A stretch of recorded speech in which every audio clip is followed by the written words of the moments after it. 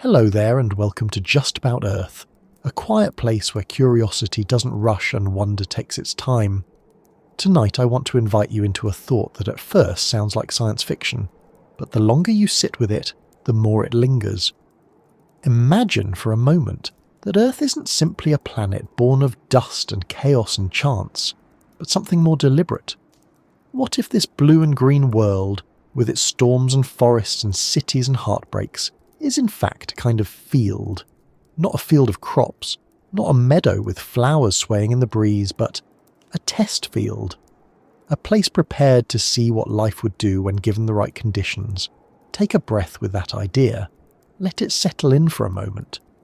Because if it's true, if Earth is more than just a natural accident, then every struggle, every extinction, every civilization that has ever risen and collapsed might not be random at all. It might be part of the test. And before we wander deeper, let me ask you something small but grounding. Where are you listening from right now? Are you tucked into bed, easing into the edges of sleep? Are you sitting in a dim room after a long day, letting your mind finally slow? Or maybe you're on the other side of the world where the sun is still high, and the idea of drifting to sleep feels far away. Whatever the case, take note of this moment. The temperature of the air, the sound in the room, the feeling in your chest. Now imagine gently that even this tiny moment, this now, was always meant to be observed. The suggestion can feel unsettling, even eerie, because no one likes the thought of being watched. Yet there is another side to it. If Earth is a test field, then our lives are not meaningless. We are not drifting alone on a small planet in an indifferent universe. We are part of something larger, something intentional.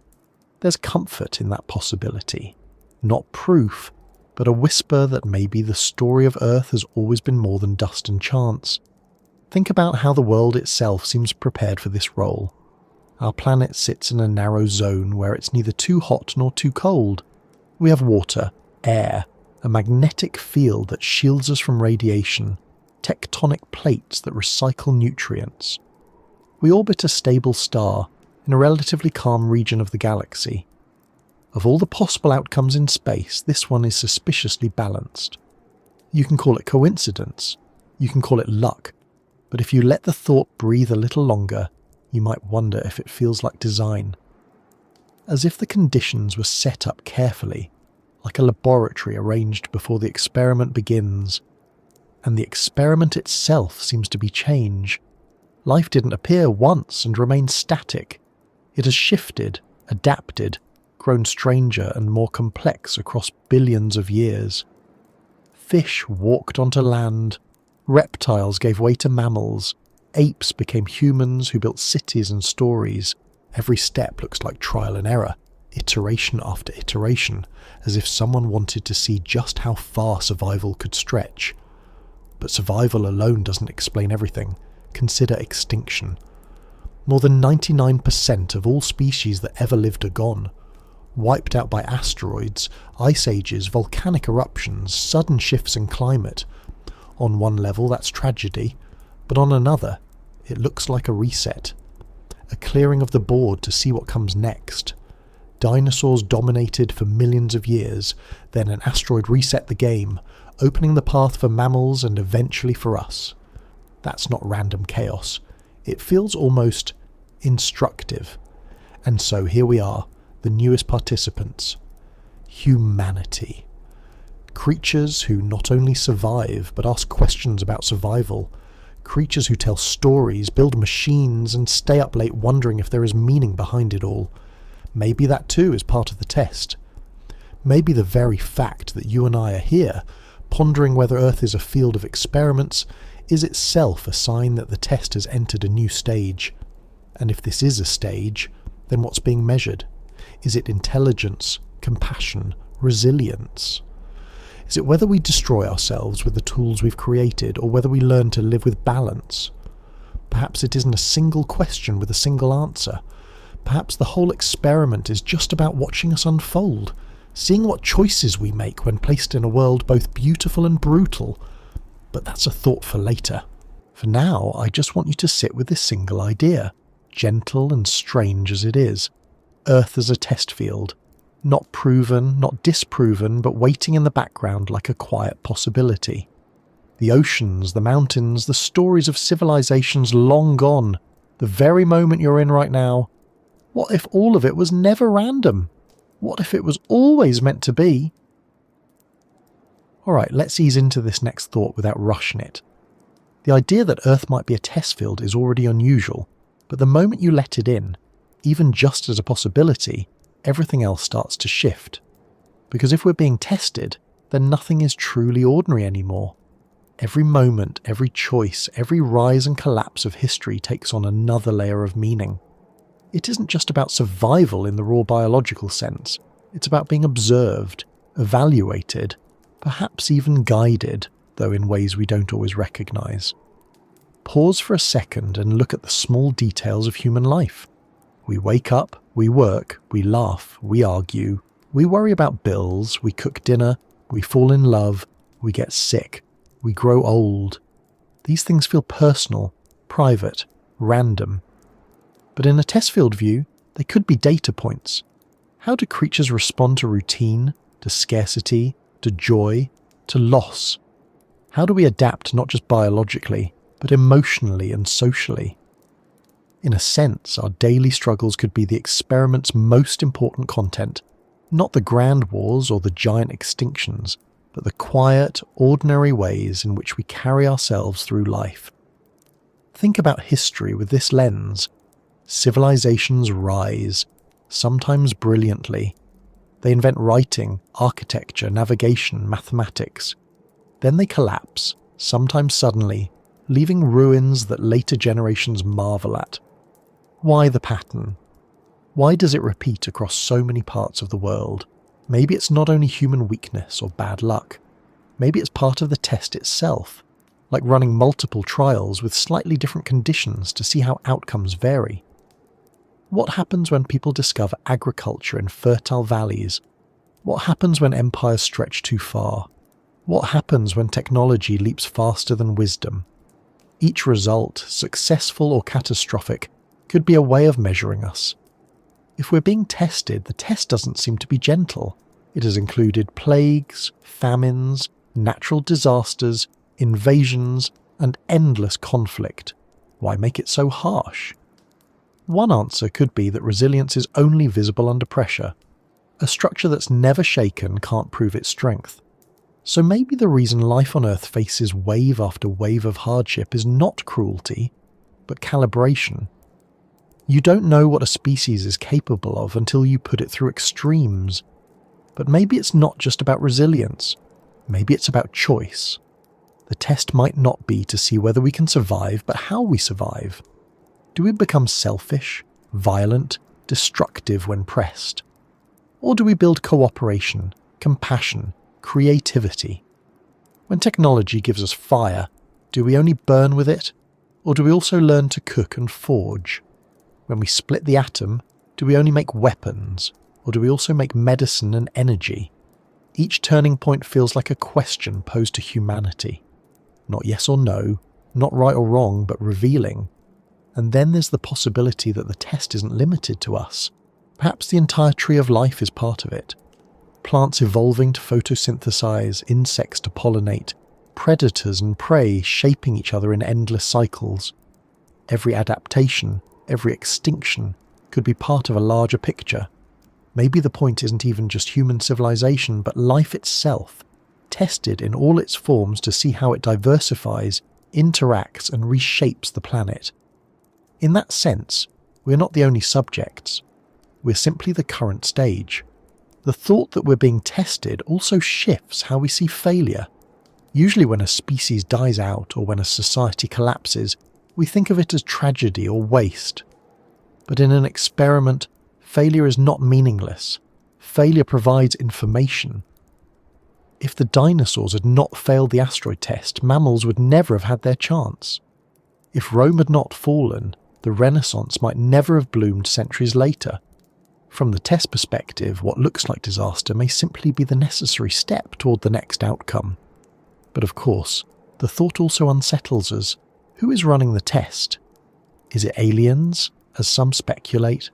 Civilizations so advanced they can seed planets and watch them grow like gardens? Is it our own descendants? Perhaps with technology that lets them simulate the past in ways we can't even imagine? Is it something more abstract, a universal intelligence or a higher order of reality that is curious about itself? And why this planet? Why us? Are we unique? Or are there countless other test fields scattered across the galaxy, each with its own set of trials? There's another layer to this that touches the edge of philosophy. If we're being tested, then are we free?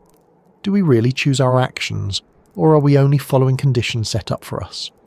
Some would say a test field is just a maze, and we are like mice reacting as expected.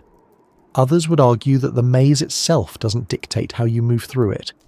The walls are there, the challenges are arranged, but the path you carve is your own. If that's true, then the test isn't about control at all. It's about revelation. It reveals who we are when faced with boundaries, temptations, and opportunities. Let's linger for a moment on the idea of boundaries. Human life is full of them. We cannot live forever. We cannot fly unaided. We cannot escape the need for food, water, sleep. We are limited by time, by mortality, by the fragility of our bodies. But perhaps those limits are part of the design. What better way to test what creatures will do with their lives than to make those lives finite? What better way to see what choices we make than to give us both potential and constraint? Without limits, without risk of loss, maybe nothing would matter at all. And then there are the temptations: greed, power, violence, indifference. History shows how often we fall into them, how civilizations crumble because of them, but it also shows how often people resist them, sometimes at great cost. Maybe the test is not to see whether temptation exists, but to see how often it is resisted. Opportunity is the last piece. Humanity has been given immense opportunities to build, to discover, to connect. The printing press, the internet, vaccines, electricity, space travel, each one could be seen as another stage of the test. What do you do with this gift? Does it bring more division or more unity? Does it create destruction or progress? In a test field, the opportunities are as revealing as the obstacles, so here we are, sitting with a thought that changes everything. Earth, not random, but prepared. Life, not accidental, but observed. History, not chaotic, but patterned. It doesn't make the suffering lighter or the uncertainty easier, but it frames them differently. Maybe the experiment is not cruel. Maybe it's curious. Maybe the universe isn't indifferent. Maybe it's invested. Maybe all of us, from the earliest bacteria to the latest city, are part of something waiting to see what will become. There comes a point, once the idea has slipped into your mind that Earth might be more than a random accident, when questions start bubbling up on their own. They don't wait politely in line. They arrive all at once. The kind of questions you can't help but ask because they touch something deep inside. If this is a test field, then who set it up? Why here? Why us? What are we supposed to be proving? The first question is almost unavoidable. Who is watching? If the universe is full of galaxies, stars and planets, then perhaps we're not alone.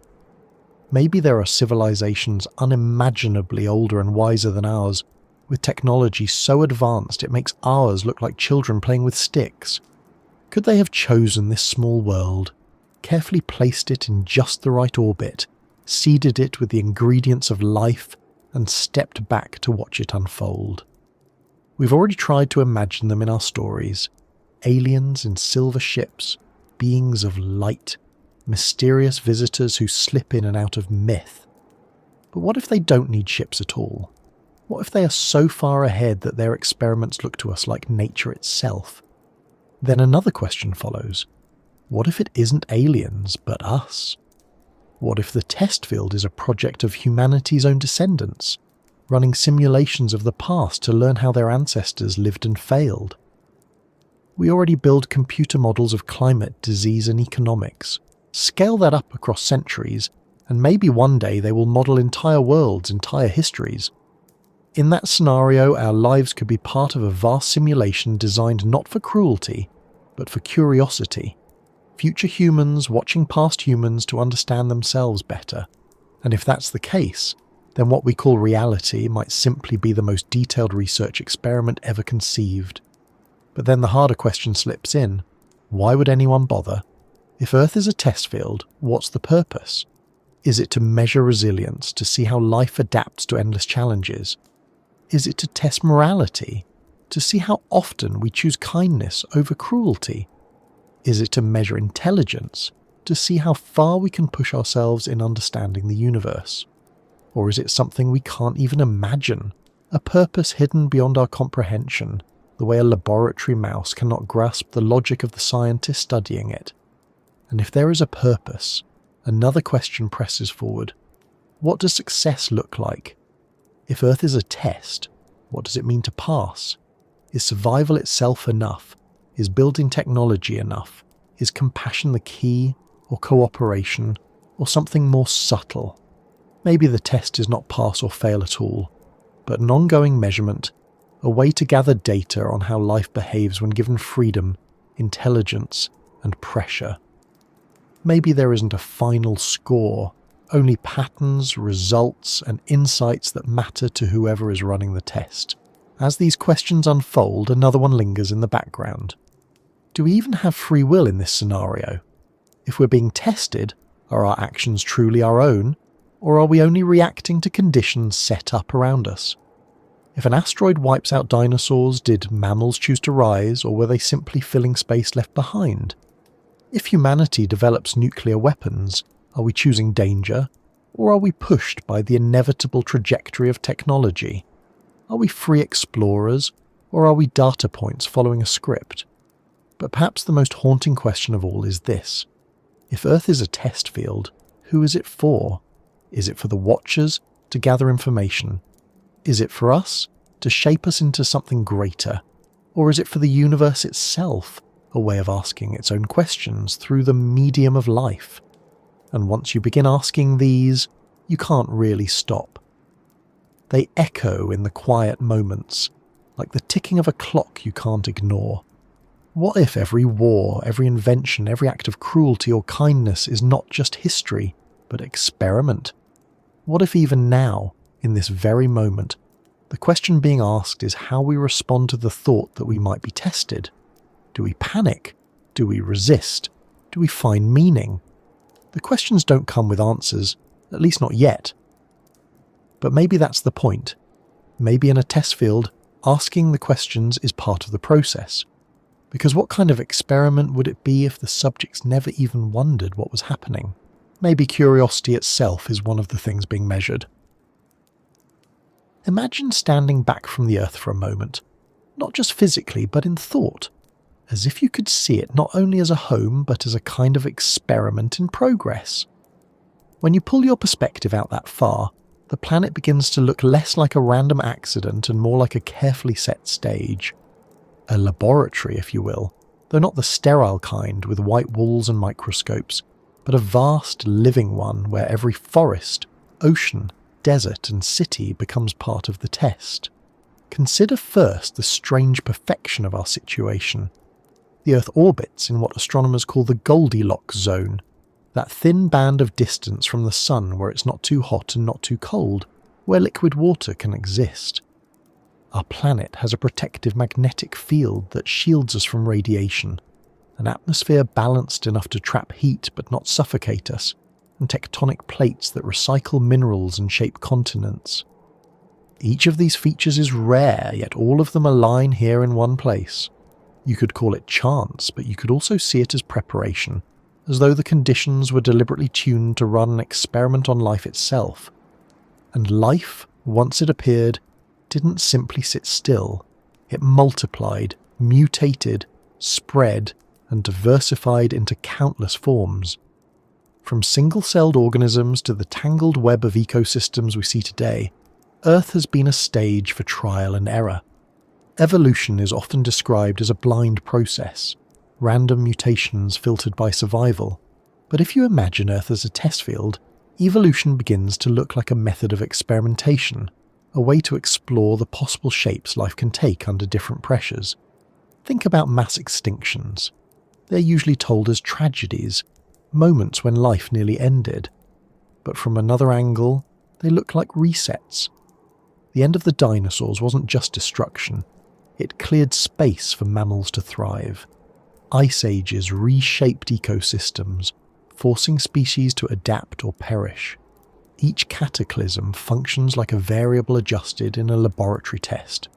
What happens to life under heat, under cold, under sudden scarcity?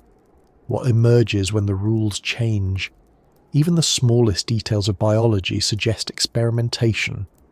The genetic code, with its elegant simplicity, can be compared to a universal programming language. Every living thing on Earth uses the same four-letter code, shuffled in endless combinations, like an experimenter reusing a standard template to test different outcomes. Why invent a new code each time when one flexible system can be used again and again? Then look at ecosystems. They are not random collections of organisms, but tightly interconnected systems, where each species influences others. Predator and prey, pollinator and flower, parasite and host. It is almost as if balance itself is being tested. What happens when one species dominates too strongly? What happens when cooperation is stronger than competition? Nature constantly reconfigures, adjusting variables like a scientist running iteration after iteration, collecting results over millions of years. Humans, of course, add a new layer. We are not only participants but observers, capable of noticing patterns and asking whether they are tests. We build societies, invent technologies, and then confront the consequences of those inventions. Fire kept us warm but also burned down forests. Agriculture fed millions but altered landscapes.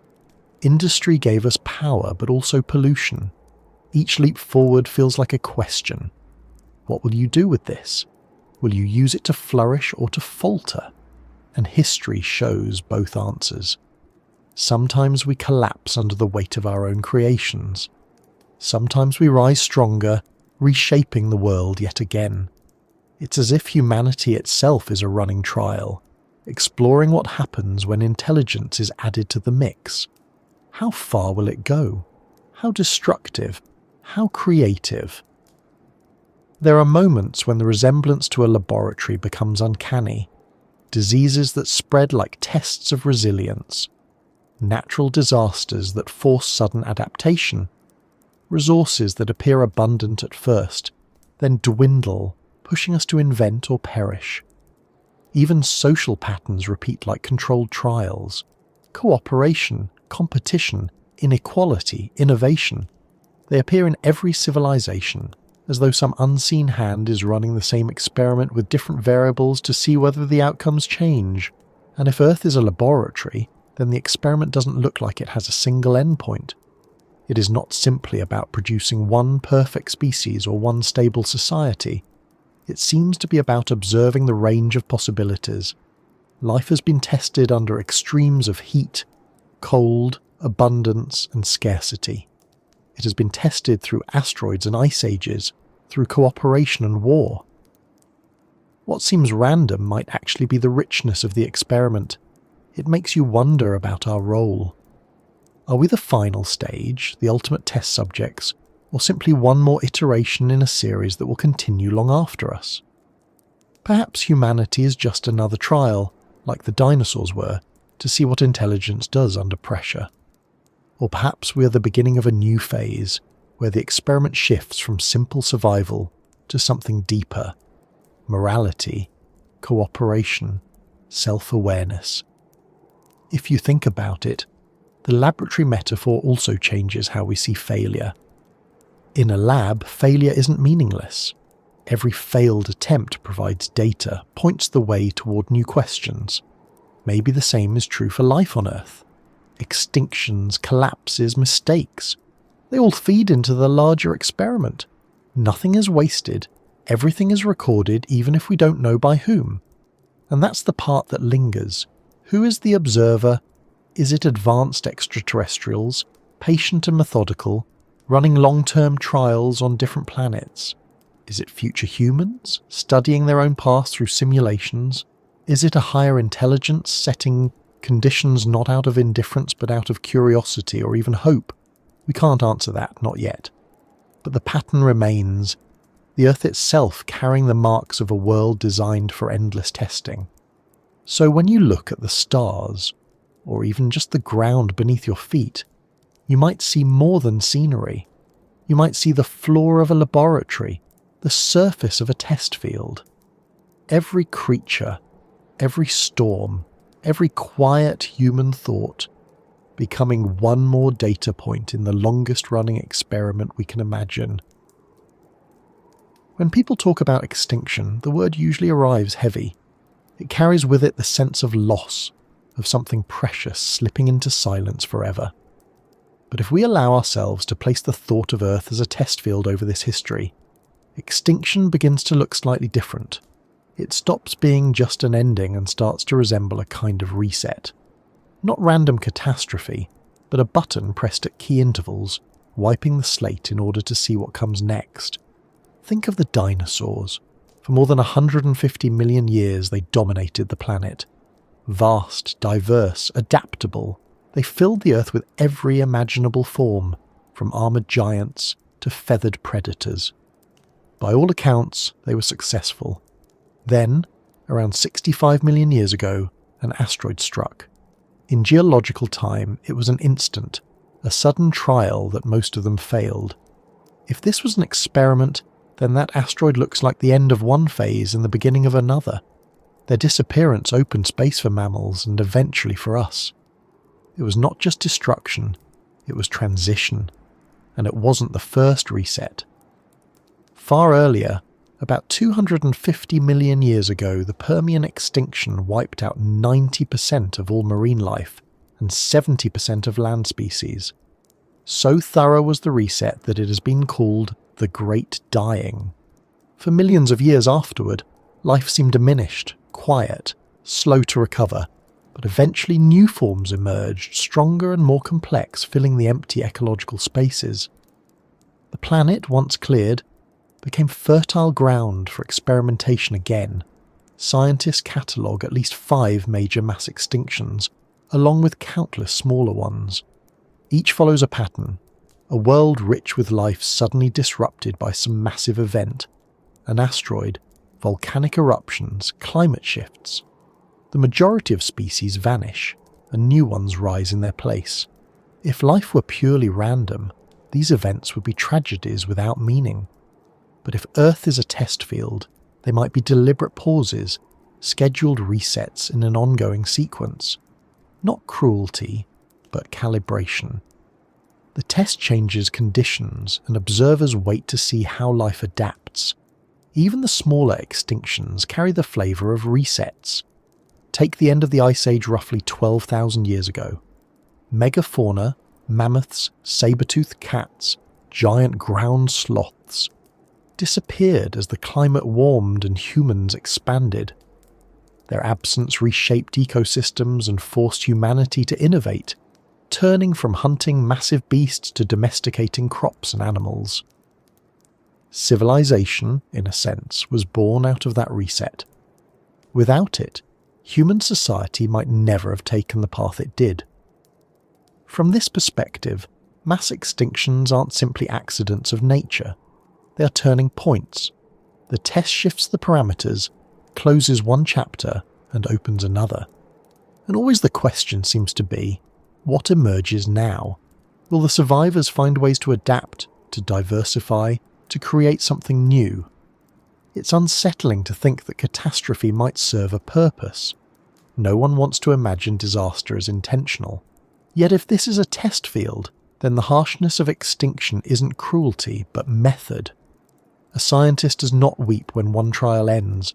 They record the data and begin again. Life, endlessly resilient, has responded each time with renewal. Perhaps that resilience is what is being measured. But there's another angle to consider. If resets are part of the design, then the experiment is not about perfection, but persistence. No species lasts forever, no empire stands eternally. The point is not to preserve, but to test under change. Extinction becomes the ultimate question. When the rules are rewritten, who can continue the game? And if that's true, then humanity's survival is not guaranteed. We face our own possible resets: climate change, nuclear war, pandemics, environmental collapse. We may think of them as avoidable disasters, but they might also be the next scheduled test. A challenge designed to measure whether we can respond with wisdom, cooperation, and adaptation, or whether we too will pass into history, leaving room for something else. Still, even in the darkest resets, life has never failed completely. Not once has the Earth been emptied. Something always survives. Bacteria in the deep sea, small mammals in burrows, seeds hidden in soil. Life has a way of enduring, of seizing even the tiniest foothold. If the test has a single consistent result, it is that persistence never disappears. And maybe that's the most important outcome of all. So when we look back at mass extinctions, we can see them not just as pages torn from the book of life, but as punctuation. Full stops followed by new sentences, each asking the same quiet question: what will you do now? Evolution is usually described as a natural process, slow, steady, shaped by chance. Tiny genetic changes arise, most fade away, some give an advantage, and those advantages spread. Survival of the fittest, as the phrase goes. But when you tilt your head and look at it through the lens of a test field, evolution begins to take on another character. It stops feeling like a blind accident and starts resembling trial after trial, error after error, a series of ongoing experiments in what life can become. Think about how it began. For hundreds of millions of years, Earth held nothing more than microbes, single-celled organisms drifting in seas, patient, repetitive, almost monotonous. Yet even here, the groundwork was being laid. Cells experimented with photosynthesis, with respiration, with cooperation. Some learned to clump together, forming colonies, as though life were trying out teamwork for the first time. Then, slowly, multicellular organisms appeared, like the test had moved to its next phase. What happens when life is no longer just one cell, but many, working together? The Cambrian explosion, about 540 million years ago, feels almost theatrical in this context. Suddenly, in a relatively short span of time, life diversified into countless body plans, shells, spines, eyes, limbs. It was as if someone had opened the door to the lab and said, "All right, let's see what happens when we allow every possibility at once." Many of those early designs vanished quickly, but some endured and became the templates for almost every major group of animals alive today. Trial, error, survival. And notice the pattern that keeps returning. Experiments aren't always efficient. Countless species thrive for a while and then disappear. Dead ends, you could say. But in a test field, dead ends are valuable. They show what works only temporarily, what collapses under pressure, what fails to adapt.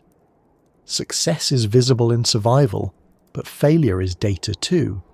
The dinosaurs succeeded brilliantly until they didn't. Trilobites covered the seas for millions of years before vanishing. Each story adds to the record of what life can and cannot do. Humans too are wrapped inside this puzzle. Our evolutionary path is filled with experiments. Different hominin species appeared: Australopithecus, Homo habilis, Homo erectus, Neanderthals, Denisovans. Most disappeared. Only one line survived long enough to become us. Why? Maybe it was intelligence. Maybe it was cooperation. Maybe it was simply luck. But in a test field perspective, it was the outcome of many trials. Humanity was not inevitable. We were one of many experiments, one of many possibilities. And even within our own story, trial and error continues. Cultures rise, experiment with ways of living, collapse and vanish. Languages form, spread, disappear. Religions, governments, economies, each is an experiment in survival and adaptation, tested under changing conditions. Some endure, others fall, and the test continues. But the puzzle deepens when you notice how evolution seems to push toward complexity. Single cells became multicellular organisms. Simple nervous systems became brains. Basic communication became language.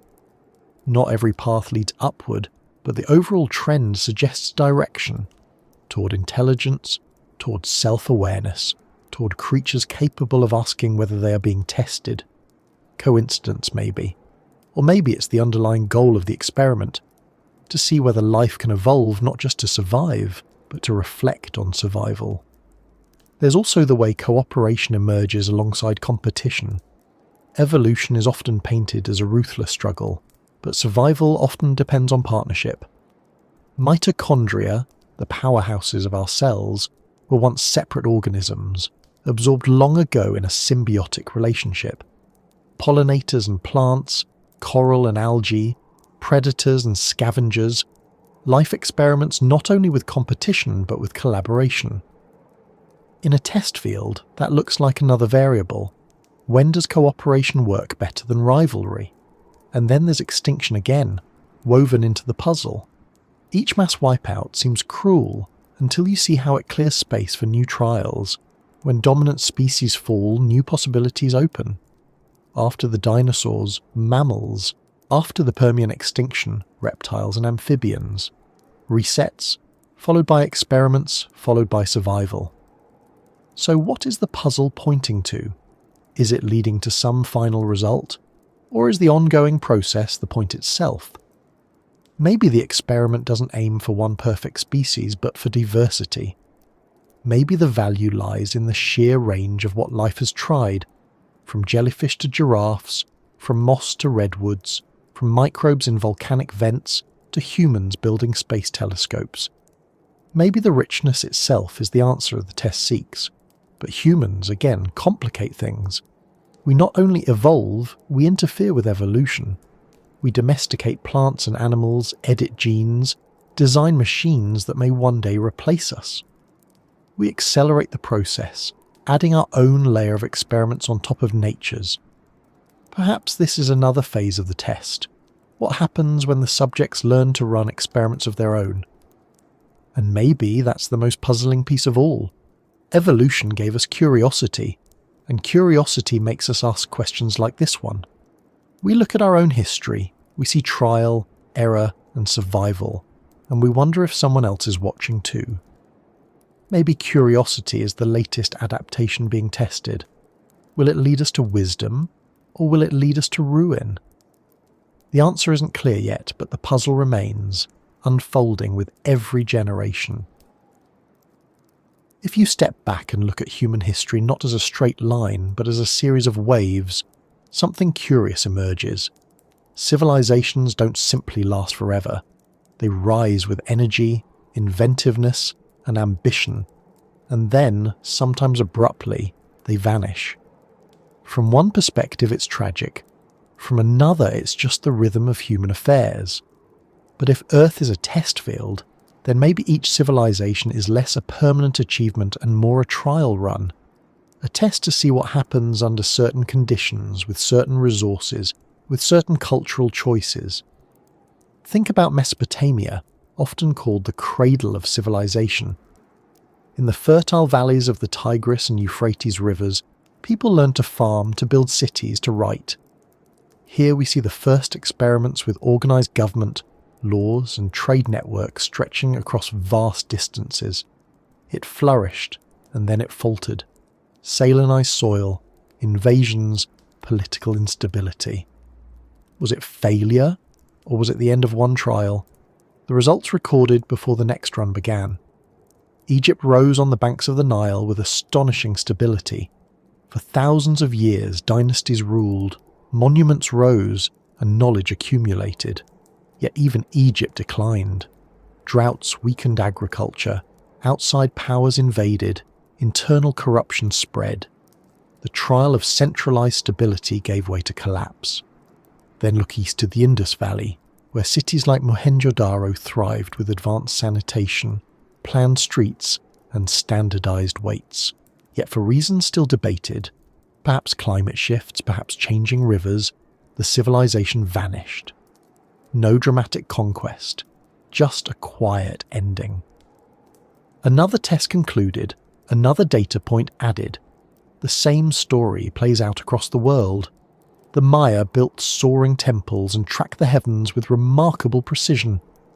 Then their cities were abandoned, perhaps due to drought, resource depletion, or internal conflict. The Roman Empire stretched across continents, binding diverse peoples with roads, laws, and military might, only to crumble under the weight of overexpansion, corruption, and pressure from outside tribes.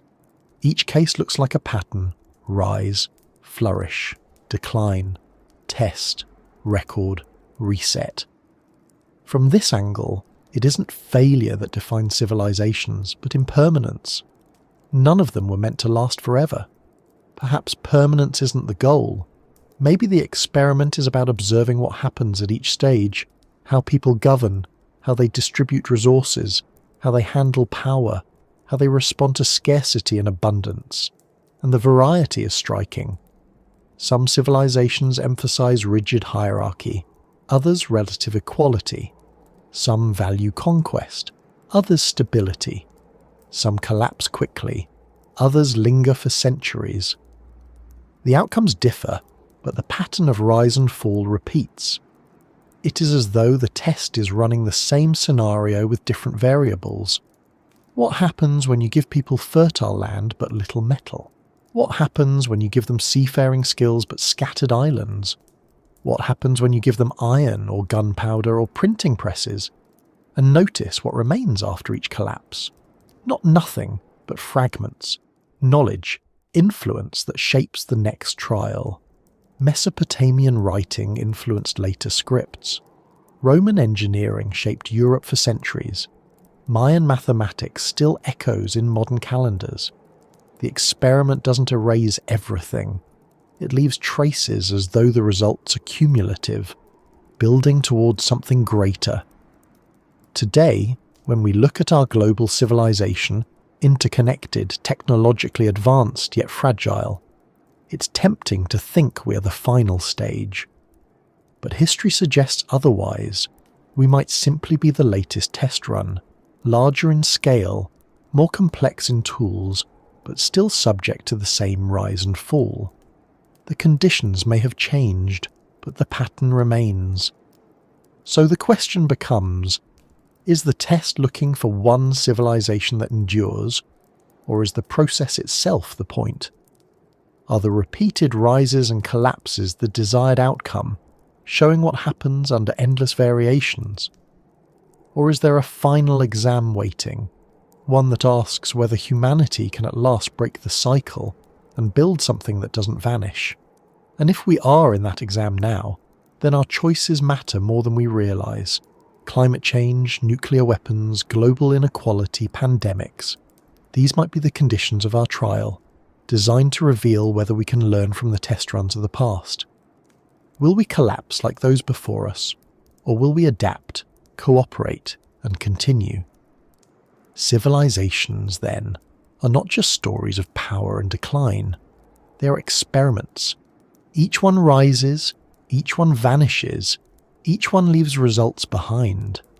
And when seen as part of a test field, their impermanence becomes less of a tragedy and more of a method.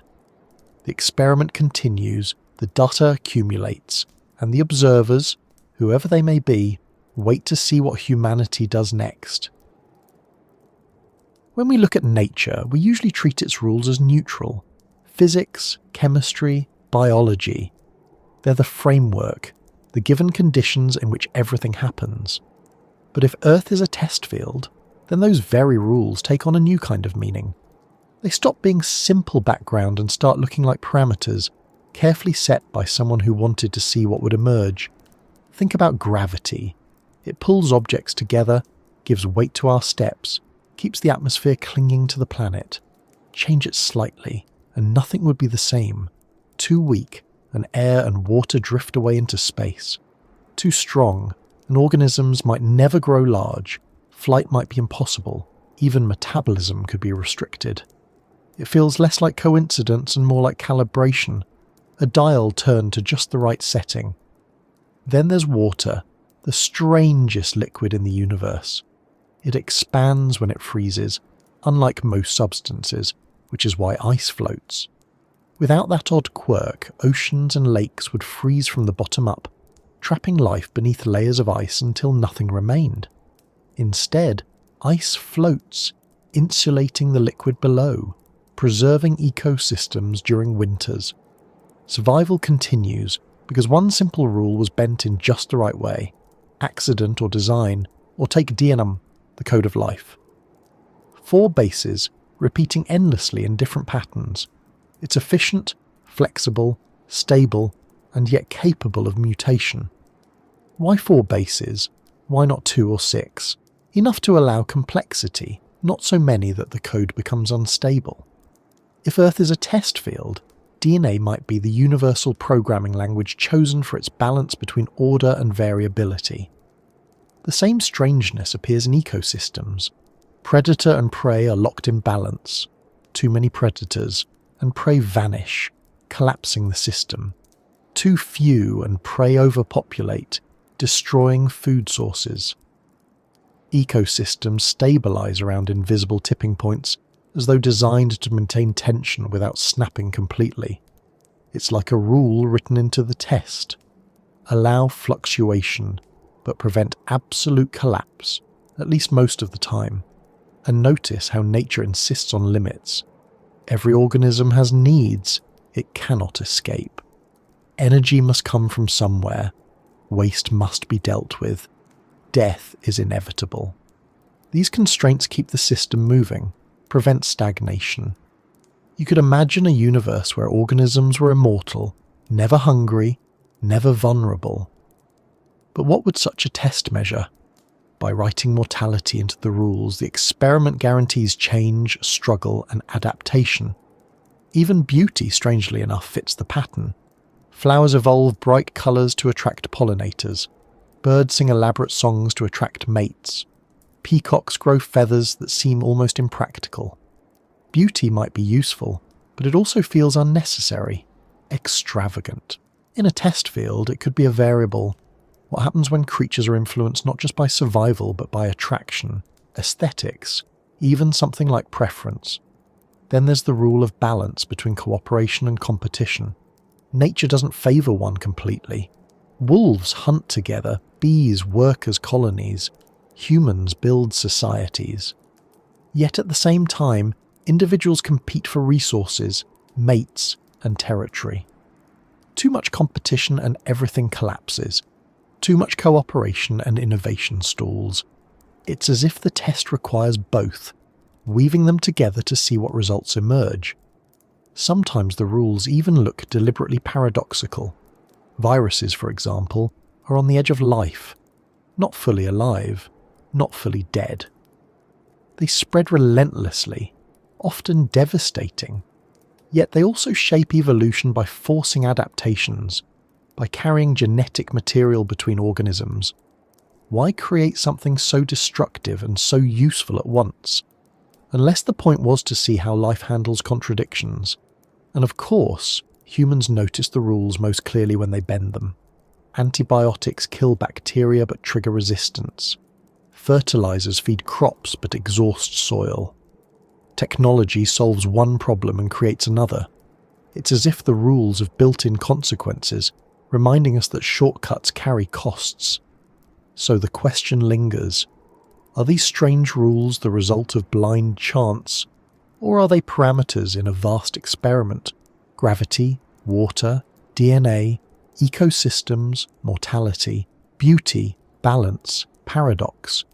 They could be natural accidents, or they could be carefully chosen conditions.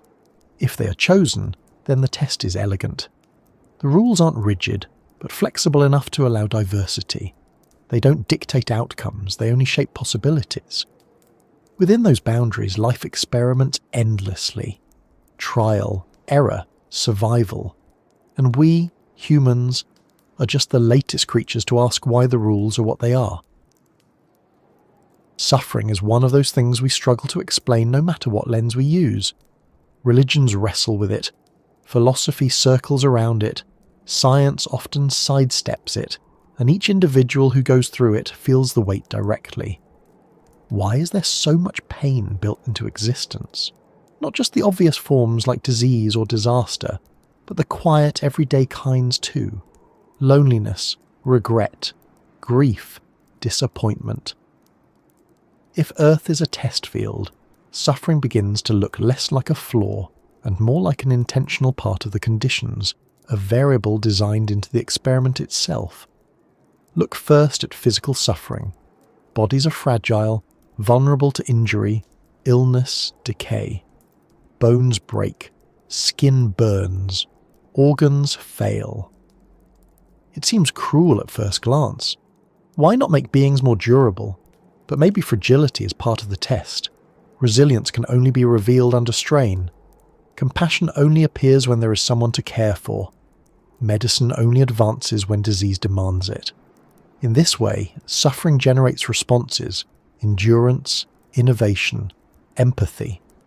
Without suffering, those responses would never be tested.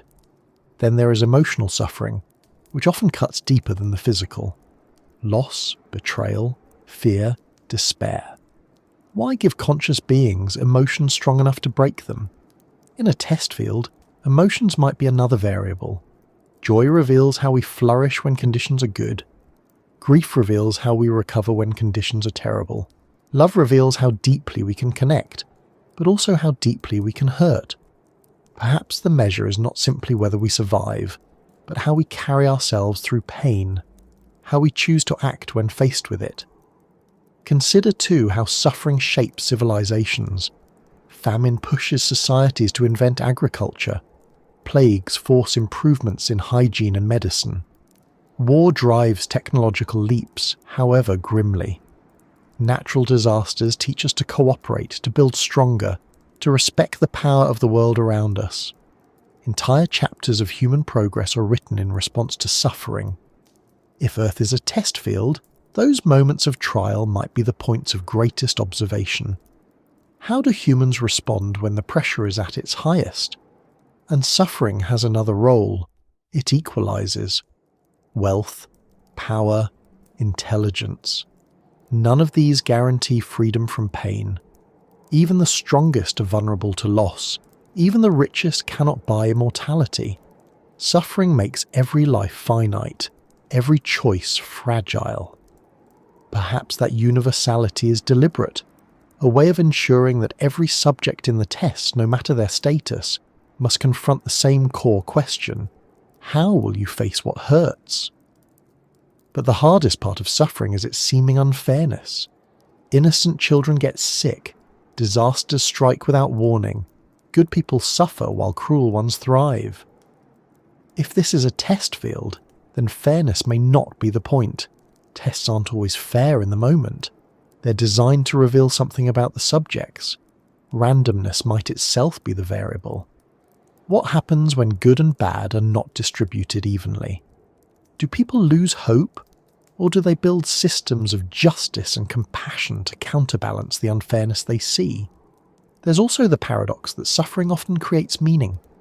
Ask people what shaped them most, and many will point to hardships, loss that deepened their empathy, struggle that built their strength, failure that redirected their lives. No one seeks suffering, yet its presence often becomes the turning point. In a test field, that could be exactly the point. Not that suffering is good in itself, but that the responses it triggers reveal something essential. Even art and culture bear this out. So much of what humans create, music, literature, painting, film, is an attempt to process pain, tragedies, heartbreak songs, stories of resilience. Our creativity is fueled as much by what hurts as by what delights. In that sense, suffering expands not only survival skills but imagination. Still, none of this makes suffering easy to accept. Knowing it might be part of a test doesn't make the pain lighter in the moment, but it does frame it differently. Instead of seeing suffering as pointless, you can see it as a condition that shapes the experiment, as something woven into the very fabric of the test. And maybe that's the deeper layer. If Earth is a test field, suffering is not punishment. It is observation. It's the background pressure against which life reveals its truest colours. Not whether we avoid pain, because we can't, but how we respond to it. Do we collapse into cruelty, or do we reach for kindness? Do we turn inward, or do we connect outward? Those responses may be the real data the test is recording. So the next time you ask why suffering exists, consider that in a world designed for testing, it might be the most important variable of all. Not because it is good, not because it is fair, but because it reveals what nothing else can. Once the thought takes hold that Earth may be more than an accident, another question follows naturally, almost uncomfortably. If it isn't random, then who is watching? Who could possibly have the scale, the patience, the power to set up a planet as a test field and then wait across millions of years for the results? It's a question that makes people uneasy, because it forces us to look beyond what we know and into possibilities that are strange, maybe even unsettling. The first candidates that come to mind are the ones our stories have always played with: extraterrestrials. Civilizations older and wiser than ours, born long before the Earth had even cooled. They might have mastered technologies that let them seed life across worlds, set conditions like scientists arranging a lab, and then step back. We imagine them in spaceships or with forms so alien we could barely comprehend them, but maybe they don't need to arrive in ships at all. Maybe their methods are woven into the physics of the universe itself, subtle enough that what we call natural laws are actually the framework they left behind. But aliens aren't the only option. Another possibility is that the Watchers are us, or at least a version of us from the far future. Humanity has already begun running simulations of climate, disease, and economics. Scale that forward by 1,000 years, and it's not impossible to imagine our descendants running simulations of entire planets, entire histories. Maybe they wanted to see what choices their ancestors might make under certain conditions. Maybe they wanted to understand how civilizations rise and fall, or how intelligence responds to crisis. In that case, we're part of a project. Not out of malice, but out of curiosity. Like a child running a model train set, only on a scale beyond our comprehension. Then there is the possibility of something higher, something that doesn't fit into our categories of alien or human. Call it intelligence, consciousness, God, or something else entirely. Maybe it isn't a being in the way we think of beings, but a kind of mind woven into reality itself. In that case, the Watchers are not separate from the universe. They are the universe, testing itself through life. Each option carries its own implications. If aliens are watching, then we are part of someone else's research, valuable only for the data we provide. If future humans are watching, then we are echoes, test subjects in a vast simulation designed for learning, maybe even entertainment. If a higher intelligence is watching, then perhaps the test has moral or spiritual meaning, not just scientific curiosity. And of course, there's the unsettling thought that maybe no one is watching at all, and the experiment is automated. Imagine a test set in motion long ago, designed to run without intervention, gathering results endlessly without a direct observer. The Watchers might not be here anymore, or maybe they never needed to be. Still, the question won't go away. If the conditions of Earth are so precise, so strangely balanced, it feels as though someone, or something, must be keeping track. The sheer scale of time, the way resets come at intervals, the way evolution seems to push toward intelligence, all of it hints at design. But if someone is watching, why the silence? Why no messages, no signs, no clear evidence? Perhaps because the point of a test is not to interfere. Scientists don't guide their subjects towards success. They observe what happens naturally. Silence might not mean absence, it might mean restraint. Maybe the Watchers are waiting to see how we respond without help, whether we can figure things out on our own. And here's the thought that lingers. Maybe the Watchers aren't distant at all. Maybe they are close, woven into the patterns of life itself, appearing not in obvious ways but in subtle nudges. A mutation here, a coincidence there, a strange alignment of events that push us towards certain outcomes. Who could be watching? Aliens, future humans, higher intelligence, automated systems, or something else beyond imagination? The truth is, we don't know. But if Earth is a test field, then someone, or something, is out there, curious enough to set the stage and patient enough to wait for the story to unfold. When most people hear the phrase advanced extraterrestrials, their minds leap to the familiar images pop culture has given us. Tall beings with enormous dark eyes, glowing ships hovering silently over cities, green skin, silver suits, strange voices. But if we step away from the clichés for a moment and take the idea seriously, if Earth really is a test field, and if someone is running it, then advanced extraterrestrials are one of the most straightforward candidates. Consider the timescale. Our own civilization has gone from fire to smartphones in a few tens of thousands of years, barely a blink in cosmic time. Imagine a species with a head start of millions of years, even billions. What would their technology look like? What would their intentions be? If we can already edit genes, simulate weather, and build artificial intelligence, what could they do with 1 million more years of progress? Perhaps seeding life across planets is routine for them, like planting gardens. They might carry the raw ingredients, amino acids, microbes, DNA like templates, and scatter them through star systems. Earth, in this view, wasn't random, but chosen. Its conditions were right, so they placed the seeds, arranged the soil, set the experiment running. And if they are watching, they would not need to hover in ships. Interference would spoil the test. Instead, they might use tools so subtle we mistake them for natural processes. Asteroids that redirect the course of evolution, climate fluctuations that push species to adapt, bursts of mutation that accelerate change. All of these could be nudges, adjustments by an intelligence far beyond us. Even the silence might make sense. We expect aliens to announce themselves with messages, signals, visits. But if Earth is a test field, the last thing they would do is reveal the experiment. Silence isn't absence. Silence is control. Scientists don't speak to their test subjects, they watch. Think too about scale. Advanced extraterrestrials might not care only about us. They could be running thousands of test fields across the galaxy, each one a planet with its own conditions, some with high gravity, some with 2 suns, some with different chemistry. Each one another trial, another piece of data. Earth may feel unique to us, but to them it might be one of many. And what would they be testing? Perhaps resilience, how life adapts under pressure. Perhaps morality, how intelligence balances selfishness with cooperation. Perhaps creativity, how far a species can push against its own limits. Or maybe it isn't about any single trait.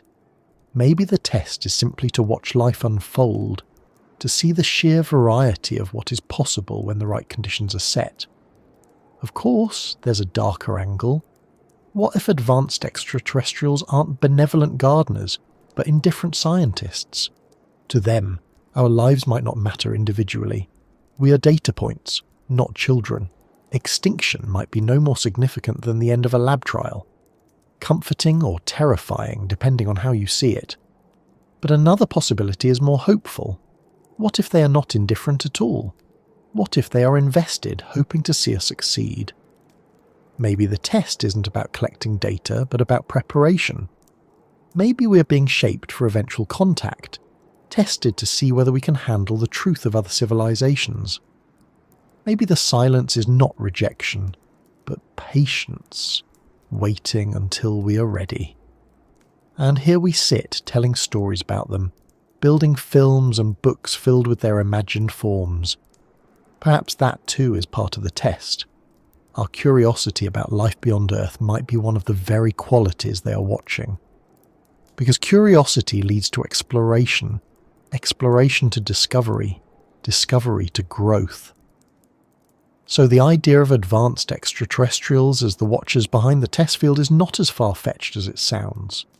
If life on Earth has always been shaped, nudged, observed, then it fits neatly into the scenario. It doesn't prove it, of course, but it leaves us with a question worth sitting with.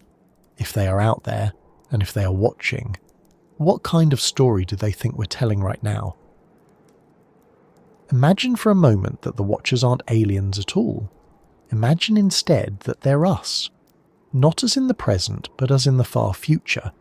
Humanity 1,000 years from now, maybe 10,000, maybe even 1,000,000.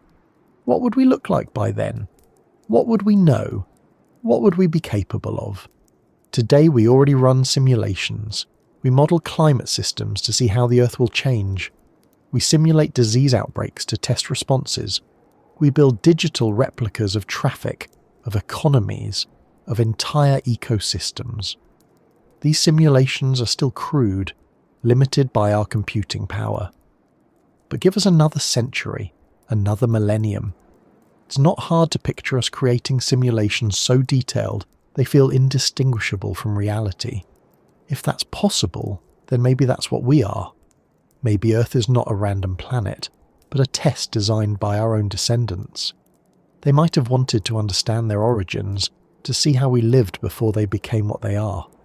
Or maybe they wanted to study the patterns of civilizations, the choices we made, the mistakes we repeated.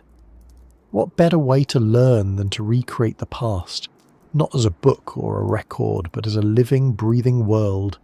In that case, our lives are part of a simulation. Not faked, not unreal, but running on a system we can't see. Every joy, every sorrow, every rise and fall of empire, all part of an experiment designed by humans so far ahead of us we could hardly recognize them as kin. There's an unsettling symmetry here. We run experiments on animals, on cells, on computer programs. What if our descendants simply do the same, but on a larger scale? We are their lab mice, their test data, their history lesson. To them, our suffering might not be cruelty, but curiosity. Not punishment, but process. And the silence of the universe would make sense here too. If we're inside their simulation, of course we don't hear signals from the outside. Of course we don't see beyond the edges. Everything is contained, because everything is designed. But what if it isn't just about studying the past? What if the future humans are using this test field to explore possibilities? Not just what did happen, but what could have happened. Maybe there are countless versions of Earth running in parallel, each with slight differences. In one, the asteroid misses the dinosaurs. In another, the Roman Empire never falls. In another, humanity never invents electricity. Each scenario is a test, a way of mapping the branching paths of history. And maybe that explains the sense we sometimes get that life is strangely coincidental, that small events carry disproportionate weight. In one test run, a single choice could shift the future dramatically. Future humans might be watching closely, noting how one decision in one moment changes the trajectory of the whole world. There's even a possibility that the experiment is not external at all, but participatory. Maybe future humans are not only watching but entering their simulations, living among us to feel what it was like, slipping into roles hidden unnoticed, testing not just outcomes but experiences. In that case, the watchers may walk beside us every day without us ever knowing. The question then becomes, why? Why would future humans put so much effort into testing their past? Maybe it's for knowledge. Maybe it's for entertainment.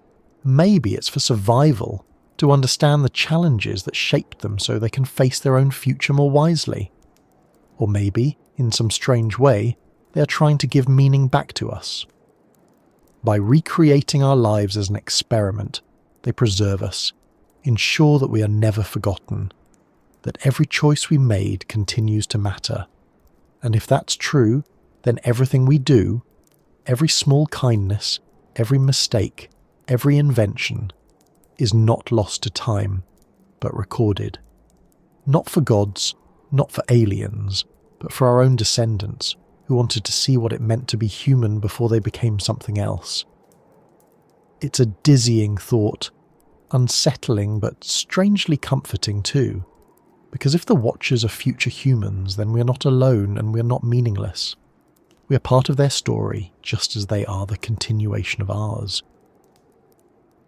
When people speak about Watchers, about who could be behind the setup of a test field like Earth, the mind often runs first to aliens or to our own descendants. But there's another possibility that sits deeper, heavier, more difficult to wrap language around. What if it isn't beings like us at all? Not even distant cousins in another star system or upgraded versions of ourselves? What if it is something higher? Not higher as in taller or stronger, but higher in the sense of order, scope, and consciousness.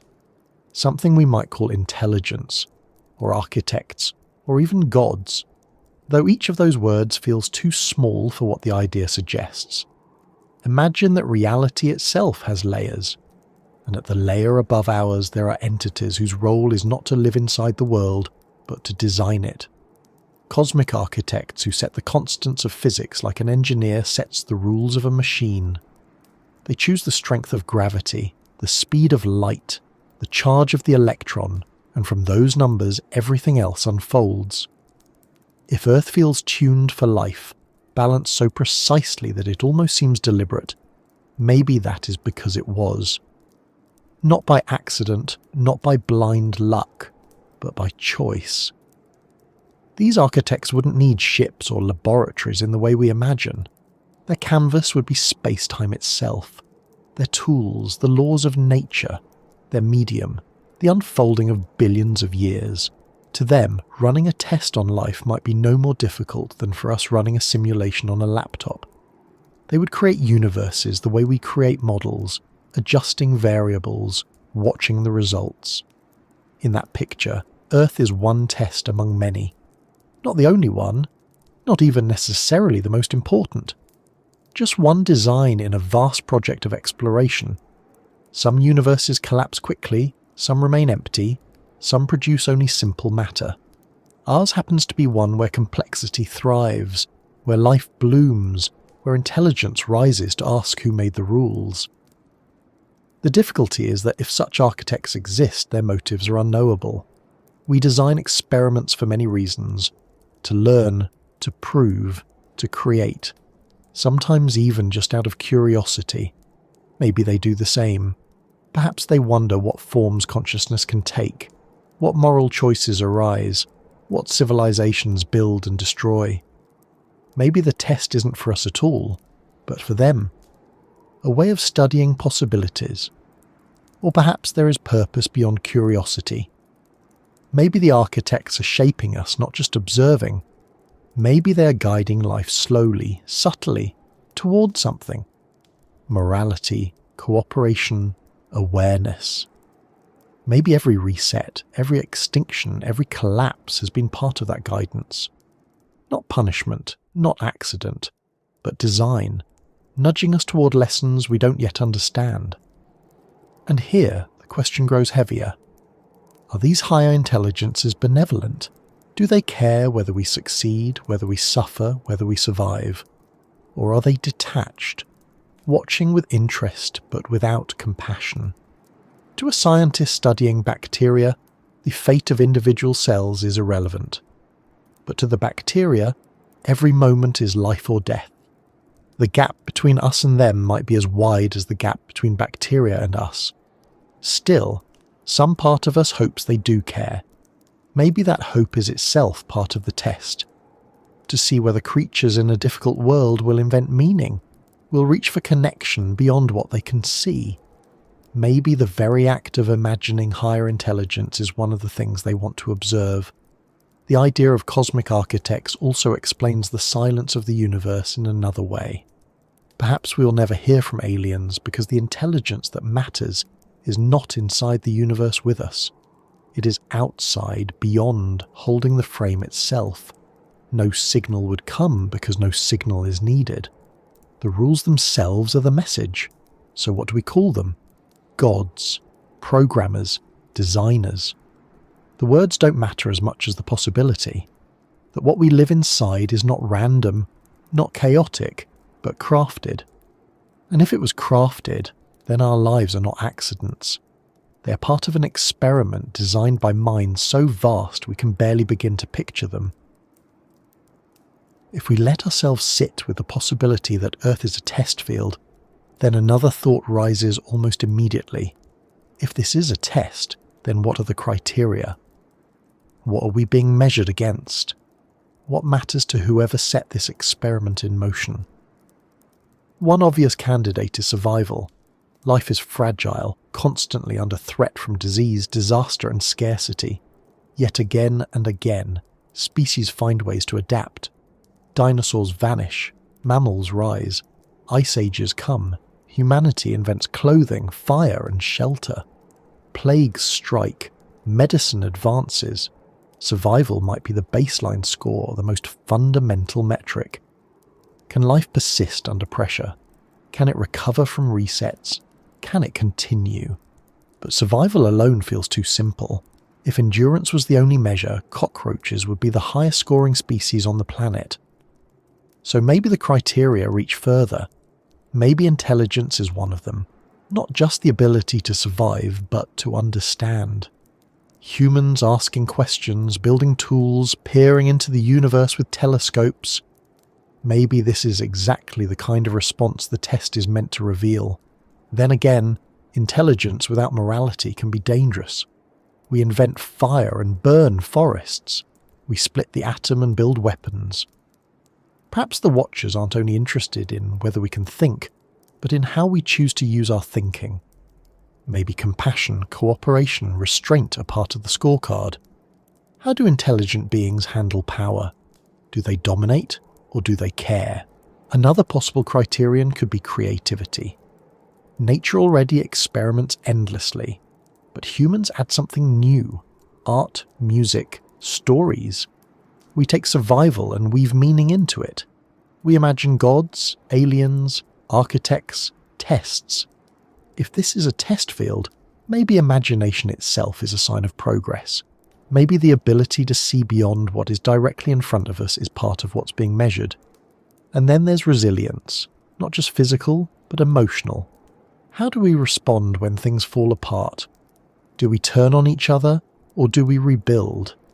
Do we sink into despair, or do we create hope out of nothing? Resilience may be less about what happens to us, and more about what we do afterward. There's also the possibility that morality itself is the key. Maybe the hidden criteria are not about technology or endurance at all, but about choices. Will we create justice in a world that isn't fair? Will we share when it's easier to hoard? Will we help the vulnerable when we gain nothing from it? Maybe the test is moral in nature, not scientific. But what if the criteria aren't even consistent? Maybe different civilizations, different species, different times are tested for different things. One trial might emphasize endurance, another cooperation, another creativity. The data would be in the variety, not in one standard score. And of course, there's the possibility that we're not meant to know the criteria at all. In most experiments, the subjects don't know what's being measured. That would distort the results. Maybe our confusion, our endless guessing about meaning is part of the test. Maybe the way we respond to uncertainty itself is what matters. If that's true, then the hidden criteria are less about outcomes and more about process. Not whether we survive forever, but how we live while we do. Not whether we discover absolute truth, but whether we search for it. Not whether we eliminate suffering, but how we treat each other in the face of it. And here's the haunting possibility. Maybe the criteria aren't hidden from us at all. Maybe we've always known. Survival, intelligence, compassion, creativity, resilience, morality. These are the values we celebrate in our stories, the qualities we admire in heroes, the ideals we pass down in culture. Maybe the test field doesn't need to hide the criteria because we've been carrying them inside us all along. If Earth is a test field, then the question of free will becomes impossible to ignore. Because a test implies structure, parameters, conditions set in advance. It implies that someone, somewhere, arranged the maze before we ever stepped into it.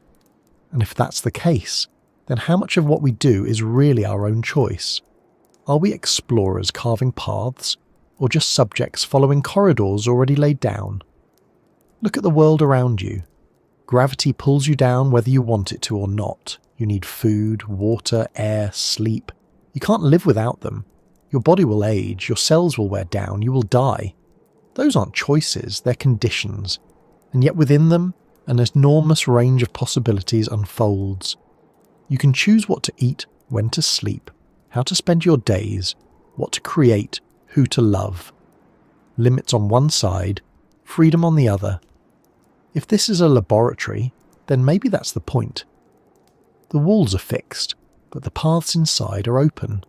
A mouse in a maze doesn't choose the maze, but it does choose how to move within it. And those movements, those choices, are exactly what the observer wants to see.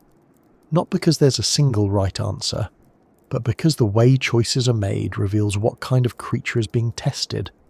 That might explain why life feels both constrained and open at once. The rules of physics don't bend for us. The conditions of nature don't shift at our will.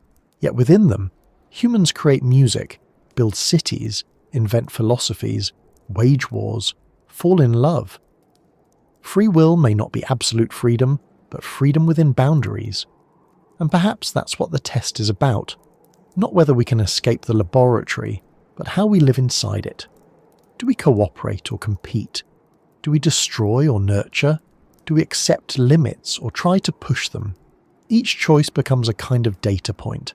Still, the question of whether our choices are real nags at us. Neuroscience shows that many decisions are made in the brain milliseconds before we're even aware of them.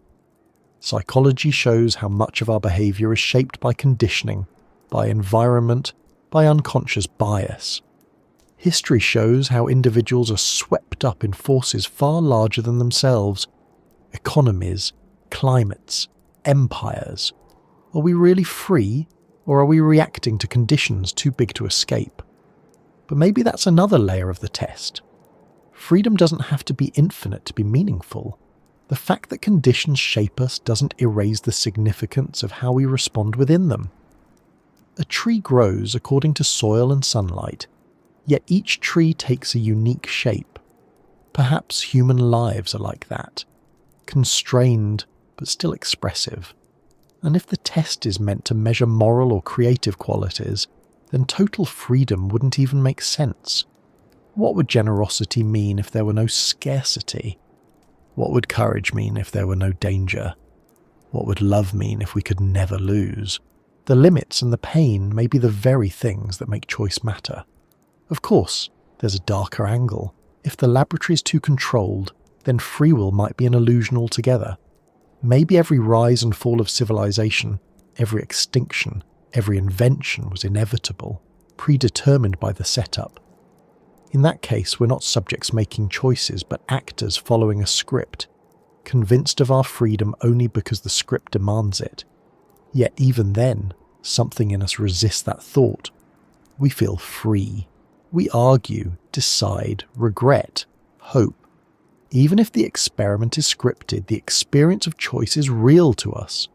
And perhaps that too is part of the test. To see how creatures behave when given the sense of freedom, whether or not it is absolute. So free will in a laboratory world might not be about whether we can break the rules, but about what we do within them. The walls are there, the conditions fixed. But inside the maze, inside the test field, there are countless ways to move. And every one of those movements, every one of those choices, says something about who we are. If Earth is a test field, then what exactly are we inside it? Are we subjects in an experiment, like lab animals whose behaviours are tracked? Are we students meant to learn lessons from the conditions set before us? Or are we nothing more than data points, anonymous entries in some vast record, Are individual lives meaningless except as statistics? Start with the most unsettling option: subjects. In this view, we are like mice in a maze, reacting to stimuli, running into dead ends, finding bits of reward. The observer set the environment and simply wait to see what happens. Maybe that's why life feels full of random trials: disease, famine, disaster, joy, success, failure. We are given conditions and watched as we adapt. Our suffering wouldn't matter to the watchers any more than the distress of a lab rat matters to a scientist. What matters is the result. Do we adapt? Do we persist? Do we fail? But there's another possibility, gentler. Maybe we are students. Maybe the test field isn't about extracting data, but about teaching lessons. In that case, hardship isn't just observation, it's instruction. Every disaster teaches resilience. Every collapse teaches humility. Every moment of compassion teaches connection. The resets, the extinctions, the rises and falls of civilizations, these aren't just outcomes to record, they are lessons to be absorbed. If that's true, then the point is not just to watch us, but to shape us, to see if we grow wiser, kinder, more aware. And then there's the cold, almost mechanical option: data points. In this scenario, our individual lives mean nothing at all. One person's joy, another's grief, entire civilizations, all reduced to numbers in some incomprehensibly vast data set. Patterns matter, not individuals. Like weather stations feeding information into a model, we exist only to contribute to the overall record. From our perspective, life is rich and meaningful. From theirs, it may be only entries in a ledger. But maybe these roles aren't mutually exclusive. Maybe at different levels, we're all three at once. As individuals, we may be subjects, each life an experiment in resilience and choice. As civilizations, we may be students, learning from repeated trials, slowly building towards something greater. And at the broader scale, perhaps we are just data points, our countless struggles and triumphs blending into patterns that only the watchers can see. It's strange, though, how even imagining ourselves as mere data doesn't erase the sense of meaning we feel. If we were only points in a chart, why would we tell stories, create art, search for purpose? Why would we imagine being watched at all? Maybe that drive to find meaning is part of the test. Maybe the experiment isn't only about survival, but about whether conscious beings can create value for themselves even when none is guaranteed. And maybe that's where the distinction lies. If we are subjects, then the point is what the watchers learn from us. If we are students, then the point is what we learn for ourselves. If we are data points, then the point is what the patterns reveal. But in every case, something is revealed. Nothing is wasted. So, which are we? Subjects, students, or data? Perhaps the unsettling answer is that we don't get to choose, but the comforting answer is that maybe it doesn't matter. Because whether we are watched for knowledge, guided for growth, or counted for patterns, our lives still carry weight inside the experiment. Every act of kindness, every invention, every collapse, every survival, all of it contributes to the story. If the idea of Earth as a test field is true, then you can't help but wonder whether the exam is ongoing, or whether something bigger is waiting just ahead. History is full of smaller tests, plagues, wars, collapses, recoveries. But what if there are larger thresholds, moments where humanity as a whole is faced with questions so big they feel final? Are we approaching one of those moments now? Look at the planet around us. The climate is shifting, glaciers retreating, seas rising, weather becoming more violent. Ecosystems are unravelling as species vanish at alarming rates. Resources we once thought endless, forests, water, soil, clean air, are straining under pressure. For much of history, people treated the Earth as unshakable, a stage too vast to alter. Now we're realising we can tilt the whole system off balance. If Earth is a test field, then climate change looks less like an accident and more like a deliberate question. What will you do when your survival depends not on conquering nature, but on caring for it. Technology offers another sign. For thousands of years, our tools grew slowly, step by step. Now they leap forward in decades. Nuclear weapons, artificial intelligence, genetic engineering, space exploration. Each one carries enormous power, the ability to reshape life or destroy it. Maybe that's no coincidence. Maybe the exam is whether intelligence can handle its own inventions without collapsing under their weight. Will we use our tools to heal or to harm, to connect or to control? Then there's our connectedness. Never before has humanity been so aware of itself as a single species. News travels instantly. Pandemics spread globally in weeks. Economies rise and fall in synchrony. What once were local problems now ripple across the planet. In a test field, this could be the merging of smaller trials into a global exam. Can a civilization function not as tribes or nations, but as a planet? Can we act as one when the stakes are shared? You might even see hints in culture. Our stories are filled with apocalyptic themes, visions of collapse, dreams of transcendence. It's as though some part of us already senses the weight of the questions we're facing. We can feel the pressure building, like students aware that the final test is near even before the papers are handed out. Signs of an approaching exam aren't only in crises, though. They're also in opportunities. Renewable energy, global communication, medical breakthroughs, space exploration. These are tools that could carry us through if we choose wisely. Maybe the exam isn't just about surviving dangers, but about recognizing possibilities. Will we rise to meet them or let them slip away? So are we approaching the next exam? It's hard not to feel like we are. The scale of our challenges is larger than ever, the interconnectedness tighter, the consequences sharper. If history has been a series of test runs, then our moment feels like the culmination, the big trial designed to see whether humanity has learned from the past or whether we will repeat the same mistakes on a planetary scale. And perhaps that's why the thought of a test field feels so haunting right now. Because whether or not anyone is watching, the conditions themselves are asking questions. And soon, maybe sooner than we think, our answers will be clear.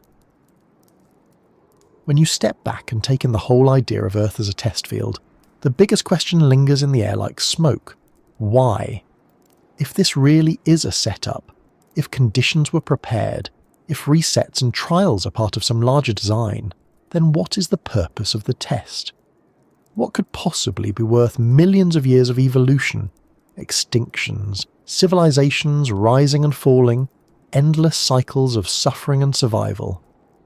One possibility is simple curiosity. If an advanced intelligence, alien or otherwise, created this test, maybe they just wanted to see what would happen. Curiosity drives us to grow crystals in jars, to simulate weather patterns, to observe bacteria under microscopes. Maybe on a cosmic scale, life on Earth is just that. A curiosity project. Not cruel, not benevolent, just curiosity made vast. Another possibility is preparation. Maybe the test is designed to shape us into something ready for contact, or ready for responsibilities we can't imagine yet. If survival alone were the goal, the experiment could have ended with microbes or dinosaurs. But instead, intelligence arose, self-awareness, morality. Perhaps the watchers are waiting to see if we can rise beyond self-destruction, beyond tribal conflict, beyond short-sightedness. Maybe the test is whether we can grow into something capable of joining a large community of life. Then again, maybe the purpose is not about us at all. Maybe it's about data. Maybe we are one of countless experiments scattered across the galaxy, each testing different conditions, high-gravity planets, low-gravity planets, single-star systems, binary star systems. The point wouldn't be to shape us, but to understand what forms of life are possible. In that scenario, our role is not special. We are one entry among millions in a cosmic catalogue. But there's a more unsettling option too. What if the purpose is entertainment? We already watch reality shows, documentaries, wildlife footage, dramas where people face survival and conflict. Maybe to the watchers, our lives are stories, watched for interest, drama, even amusement. Our triumphs, our tragedies, our wars and loves and discoveries, maybe they are the content, not the point. And yet it could be something even deeper. Maybe the purpose of the test is not to measure outcomes, but to reveal qualities. Not whether we survive, but how. Not whether we conquer, but whether we connect. Not whether we eliminate suffering, but whether we grow compassion in the midst of it. Perhaps the experiment is about watching values emerge from struggle. The hardest possibility to face is that the purpose may never be something we can understand. A lab rat cannot grasp the reasons behind a human's experiment. A bacterium cannot know why it is cultured. The gap between us and whoever runs the test might be that vast. We can speculate, but our language, our concepts, may simply be too small to grasp the real reason. But maybe that's okay. Maybe not knowing is part of it. If the purpose were obvious, if the test were clear, then the experiment would be spoiled. Uncertainty forces us to search, to create meaning, to wonder. Maybe the purpose isn't hidden. Maybe the purpose is to see what meaning we invent when it's not given to us. And in the end, whether the purpose is curiosity, preparation, data, entertainment, morality, or something beyond our reach, the fact remains. Life continues. The test goes on. And in our daily choices, in kindness and cruelty, in survival and collapse, in discovery and imagination, the purpose, whatever it is, slowly unfolds. If Earth is a test field, then the question that lingers most is what it would mean to pass. Tests usually have outcomes, marks, thresholds. They measure something, and at the end you know whether you've succeeded or failed. But what would that look like on the scale of a planet, of a species, of billions of years of life? What could possibly count as passing for us? One idea is survival. Maybe the simplest metric is whether we last. Countless species have risen and fallen, countless civilizations have come and gone, and we are the latest to stand at the edge of history. If we endure, if we adapt through climate change, technological upheaval, and self-made dangers, then perhaps that is enough. Passing might simply mean persistence, carrying the thread of life forward when so many others have snapped. But maybe that bar is too low. Cockroaches and bacteria will likely outlive us, and if survival is all that matters, they've already passed with flying colours. So maybe the test for us is different. Maybe it's not just about lasting, but about what we do with our time here. Another possibility is harmony. Maybe passing means learning to live within the balance of the planet instead of against it. Civilizations in the past have collapsed when they overreached, when they stripped their resources bare, when they ignored the limits of their environment. If we learn to live differently, to balance technology with sustainability, to create progress without destruction, then maybe that's the real victory. Then again, maybe it's about morality. Not whether we build towers or rockets, but whether we learn kindness, justice, compassion. Imagine observers watching, not impressed by skyscrapers or bombs, but by small acts of cooperation, by people choosing generosity in the face of scarcity, peace in the face of conflict. Maybe passing isn't about achievement at all, but about character. Or perhaps the measure is connection. As individuals, we often feel separate, isolated. But the truth is we are interdependent. With each other, with other species, with the planet itself. Maybe the exam is whether we can recognize that and act on it. Whether we can move from me to we, from self-interest to shared interest. If we can do that, then perhaps we've shown what the experiment was meant to reveal. There's also the possibility that passing means transcendence, moving beyond the conditions of the test altogether. Maybe the goal is to reach a level of intelligence or awareness where we step outside the laboratory, contact with whoever is watching, or entry into some larger community of civilizations, or even an evolution of consciousness beyond the physical. Perhaps the test is whether we can graduate from this classroom into something bigger. But we can't ignore the darker option, That maybe there is no passing, only data. Maybe every outcome, survival or extinction, cooperation or collapse is equally valid to the watchers. In that case, the question of passing is ours alone. Maybe the test doesn't grade us, we grade ourselves. And maybe that's the real point. Maybe passing doesn't mean pleasing the watchers at all, but creating meaning in the face of uncertainty. Building justice, seeking knowledge, loving each other, finding beauty, even if no one is keeping score. Perhaps what matters is not some external judgment, but the values we choose to live by while the experiment runs. So what does passing mean? Survival, harmony, morality, connection, transcendence, or simply choosing meaning for ourselves? We don't know. And maybe we're not supposed to. Maybe the answer only comes at the end, or maybe the act of asking the question is itself part of the exam. So after all of this wondering, after extinction stories and civilizations collapsing, and the thought of aliens, future humans, or cosmic architects watching from the shadows, it's worth taking a breath. Whether or not any of it is true, whether or not Earth really is a test field, one fact remains. Here we are, alive, together, in this moment. Look around your space right now. Maybe you're in bed with the light low. Maybe you're outside with night sounds drifting in. Maybe you're just letting this play in the background while you do something else.